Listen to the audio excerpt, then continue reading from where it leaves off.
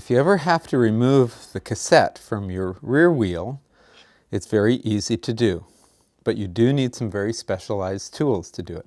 The only time you actually have to remove the cassette is if you're going to replace a spoke on the drive side of the wheel, or it's also a handy way of cleaning the gears on the back of your bike.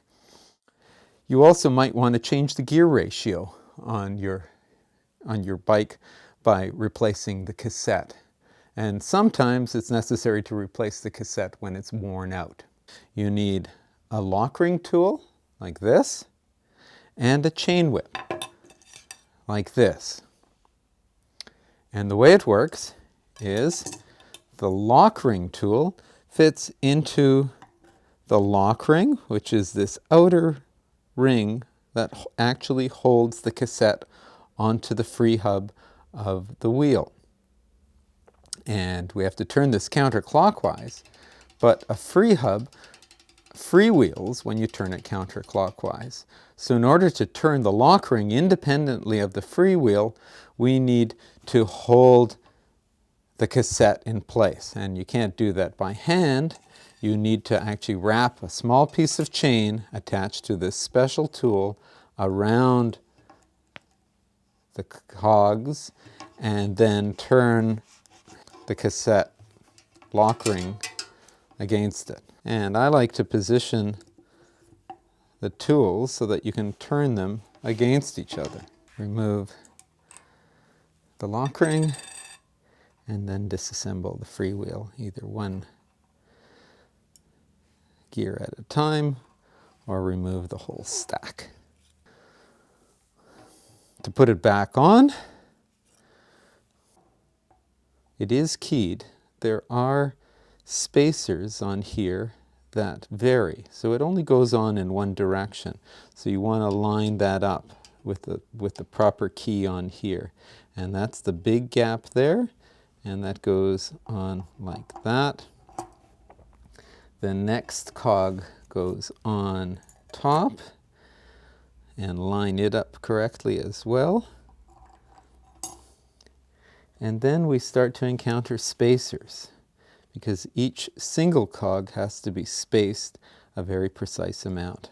So you put on a spacer, and then the next cog, lining it up. In fact, it will only go on in one way, and then another spacer. And in fact, I can't actually physically put this on the wrong way because the keying system doesn't line up. So put it on like that, and then another spacer, and then another cog, and then spacer, another cog, and another cog.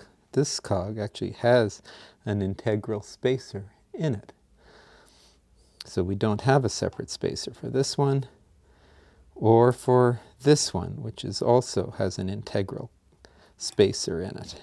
And make sure that it lines up correctly. And that goes on like that. And then we're ready to put the lock ring back on. Make sure that you tighten the lock ring by hand. That ensures that you don't damage the threads, because the lock ring is actually a very lightweight aluminum, and it's very easily damaged if you misalign the threads. So make sure that you hand tighten it, and then you can finish it by tightening it with the tool. And this, you don't need the chain whip for, because we're turning in the drive direction. And we tighten that as much as we can without over-tightening it. So just firm pressure. And then we're ready to go.